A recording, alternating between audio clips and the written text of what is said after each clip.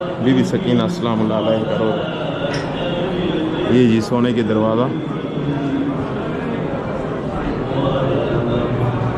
امام حسین کو قتل کروانے کے بعد یزید نے نبی کی بیٹیوں کو قیدی بنایا اور یہ حکم دیا کہ انہیں قیدی بنا کر میری دربار لے کر آؤ. رسول اللہ کی بیٹیاں جب قیدی ہو کر یزید کی دربار پہنچیں تو یزید ہنس ہنس کر اپنا مقام بتاتا رہا اور یہ کہتا رہا کہ آج میرے دادا اور بابا زندہ ہوتے تو اولاد رسول کا حشر دیکھتے کہ میں نے ان کے جوانوں کو مار دیا اور ان کی عورتوں کو بے عزت کر دیا.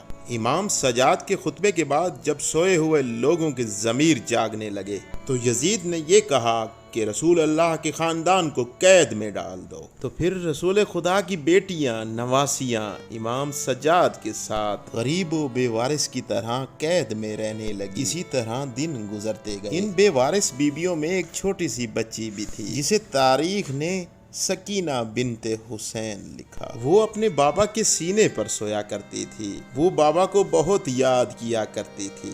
تاریخ نے لکھا وہ روتی رہتی تھی اور بابا بابا کہتی رہتی تھی. بچی کے رونے کی آواز میں اتنا درد تھا. یزید نے کہا اس بچی کے رونے کی آواز نے مجھے بے چین کر رکھا ہے. اس بچی کو زندان میں ڈال دو تاکہ اس کے رونے کی آواز میرے کانوں تک نہ آئے. تو بس اس 4 سال کی ننھی شہزادی کو اکیلا زندان میں رکھا گیا. لیکن اس بچی کے رونے کی آواز یزید کے کانوں میں بار بار آتی رہی اور اسے بے چین کرتی رہی. یزید زیادہ شراب پینے لگا لیکن پھر بھی اسے نیند نہ آئے. بالآخر کہا کہ پوچھو اس بچی سے یہ چاہتی کیا ہے. سپاہی امام سجاد کے پاس آ کر کہنے لگے کہ یزید کہتا ہے کہ یہ بچی اتنا کیوں روتی ہے، آخر چاہتی کیا ہے. امام سجاد نے رو کر کہا کہ یہ بچی اپنے بابا کو چاہتی ہے، اسے ایک بار اس کے بابا امام حسین کا سر دے دو، یہ خاموش ہو جائے گی. تو پھر یزید نے امام حسین کا سر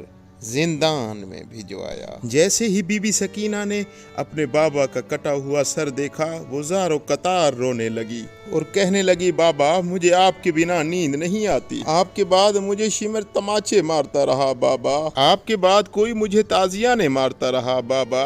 آپ کے بعد ہمیں قید کر دیا گیا بابا. مجھے زندان میں رکھا گیا بابا. بچی روتی رہی اور اپنے بابا کے سر کو چومتی رہی اور اتنے میں رونے کی آواز ختم ہوئی.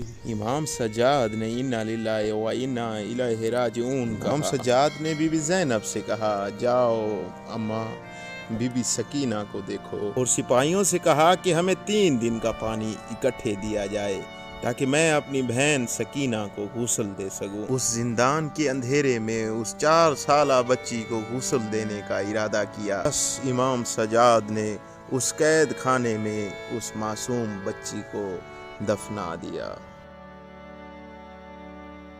اچھا